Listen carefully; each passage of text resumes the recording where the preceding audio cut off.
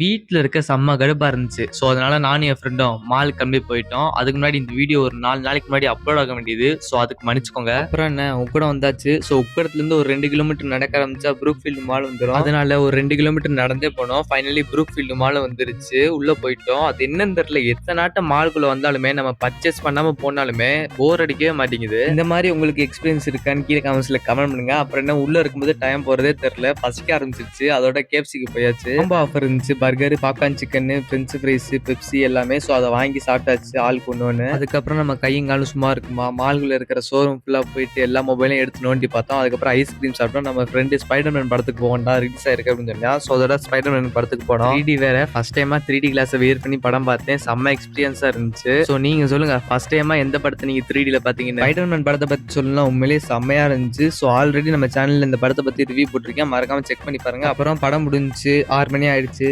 வீட்டுக்கு கிளம்பியாச்சு. So next எதை பத்தி வீடியோ போடலாம்னு கமெண்ட் பண்ணுங்க.